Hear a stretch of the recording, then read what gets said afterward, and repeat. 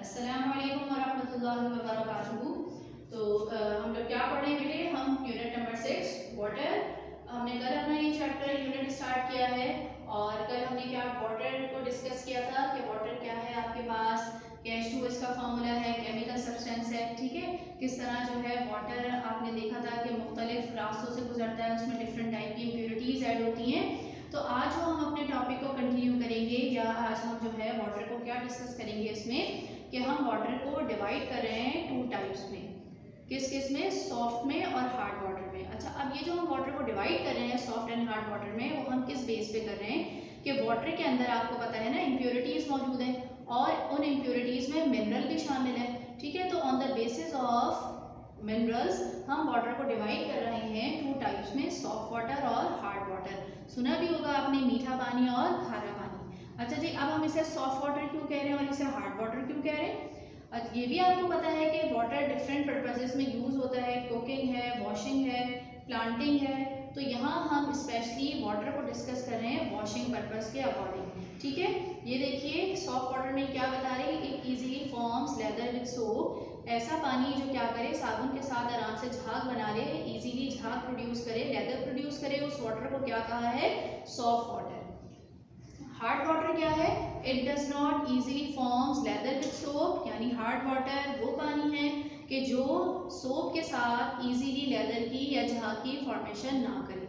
अच्छा, इसी बेसिस पे वाटर को डिवाइड किया है 2 टाइप्स में, यानी हार्ड वाटर की फर्दर 2 टाइप्स हैं, temporary hard water and permanent hard water. अब यहाँ टेम्परेरी एंड परमानेंट का क्या मकसद है या ये क्या कहना चाह रहे हैं कि देखिए हमने क्या बात की कि डिफरेंट मिनरल्स शामिल हैं।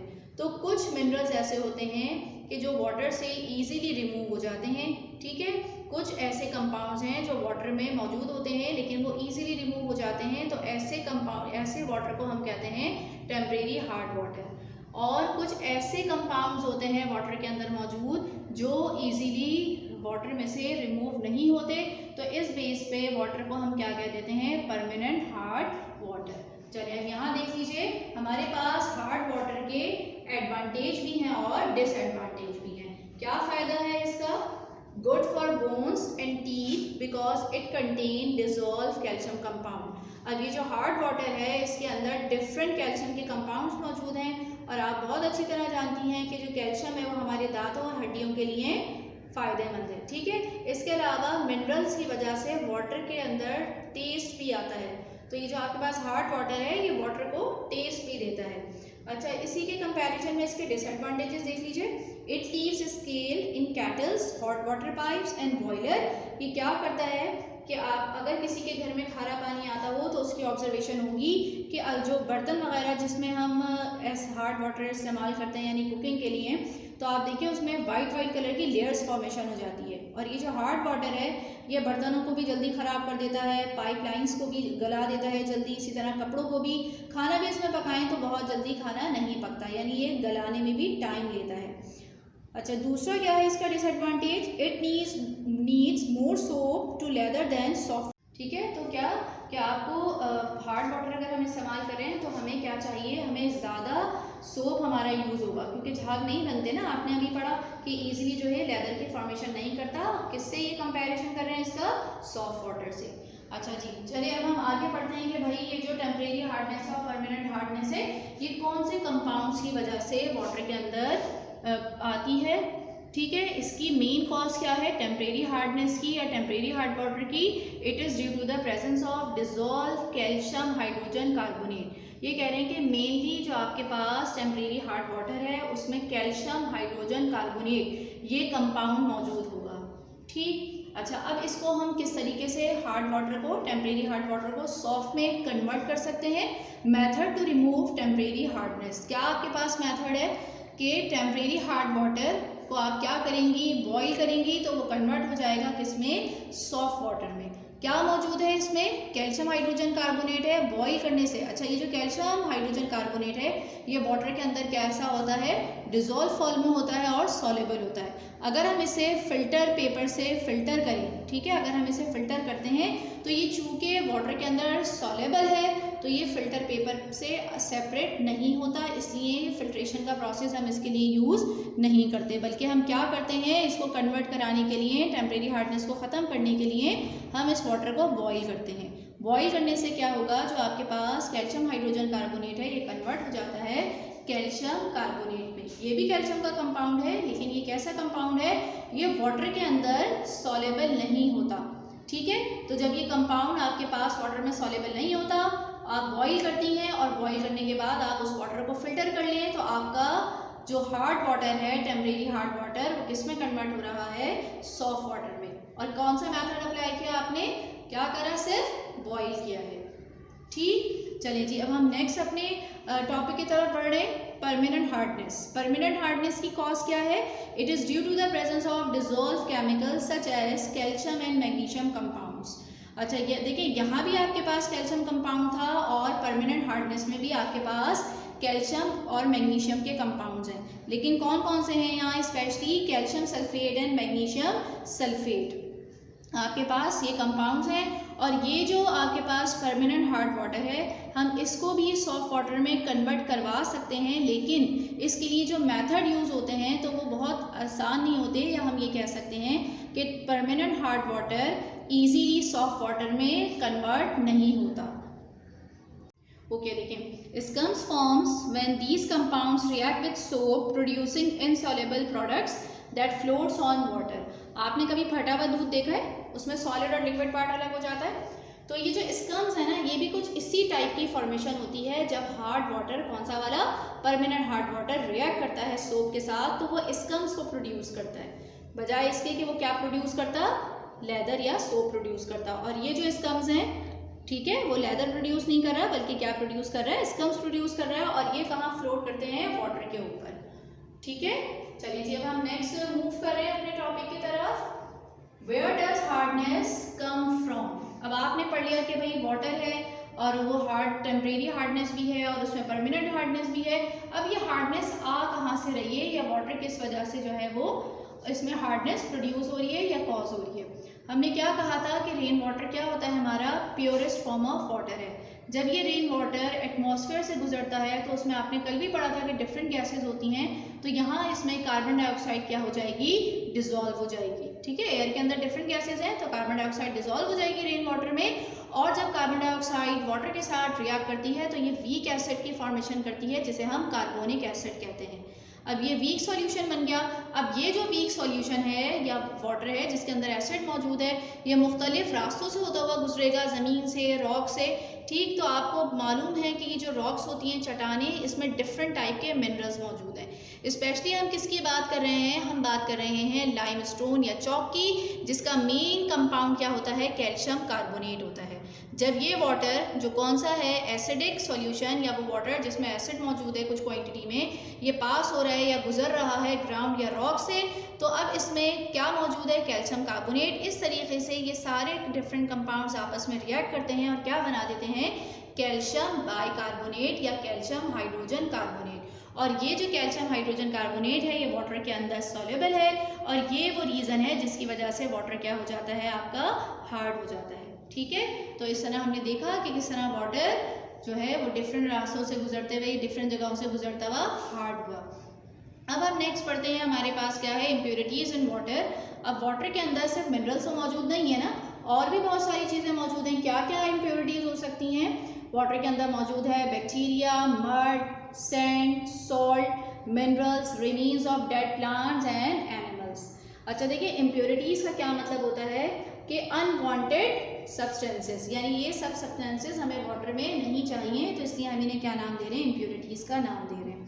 अब वाटर को आपने पढ़ लिया भाई, हार्डनेस की टाइप्स ही पढ़ ली। अब वाटर को हम प्योर कैसे कर सकते हैं, तो आपके पास यहाँ डिफरेंट मेथड हैं, लेकिन हम यहाँ किस मेथड को डिस्कस कर रहे हैं, हम डिस्कस करेंगे डिस्टिलेशन को, कि हम लेबॉर्ट्री पे, यानी हम अगर हमें छोटे स्केल पे या स्मॉल स्केल पे वाटर को प्योर करना है तो उसके लिए जो प्रोसेस यूज़ होता है वो कहलाता है डिस्टिलेशन।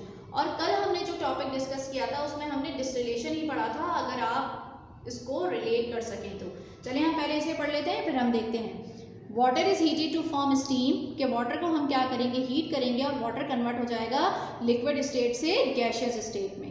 ठीक है, यानी ये जो वेपर्स बनने लगेंगे, वेपर्स क्या होंगे, is produce is cool to form liquid water. अब जब ये वेपर्स कूल होंगे या ठंडे होंगे तो ये अगेन कन्वर्ट हो जाएंगे किसमें, लिक्विड वाटर में। Vapour is cooled in an apparatus called Liebig condenser. और जिस एपरेटस में ये काम होगा उसे, यानी वाटर का जो ये जो वेपर्स हैं इनका जो कूल हो रहे हैं ये एक ख़ास किस्म का एपरेटस है जो हम यूज़ करते हैं, जिसको हम क्या कह रहे हैं, लीबैक कंडेंसर कह रहे हैं। ठीक है, ये लेबॉर्ट्री में यूज़ भी होता है, तो वहाँ वाटर आपको कैसा हो जाएगा, ये देखें आपकी बुक में इसकी डायग्राम भी गिवन है, तो इसको हम कहते हैं लीबैक कंडेंसर। तो इस तरह वाटर प्योर हो जाएगा। ये कल आपने देखा था ना, वाटर साइकिल में भी यही हो रहा था कि सन था, हीट थी और वाटर कन्वर्ट हो रहा था।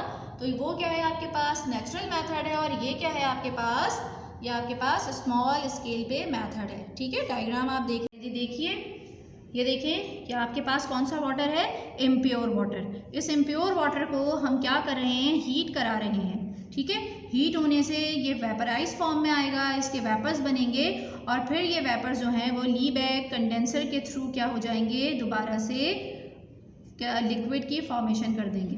आपको पता है ना कि कंडेंसर क्या काम करता है, लिक्विड के जो भी गैशियस आपके पास मॉलिक्यूल्स हैं वाटर के, उसको दोबारा से कन्वर्ट करा देगा किसमें, लिक्विड में। तो ये आपने देखा कि इस तरीके से वाटर क्या हो गया, प्योर हो गया, जिसे हम डिस्टिल वाटर कहते हैं। और इस वाटर के अंदर अब कोई भी इम्प्योरिटी मौजूद नहीं है।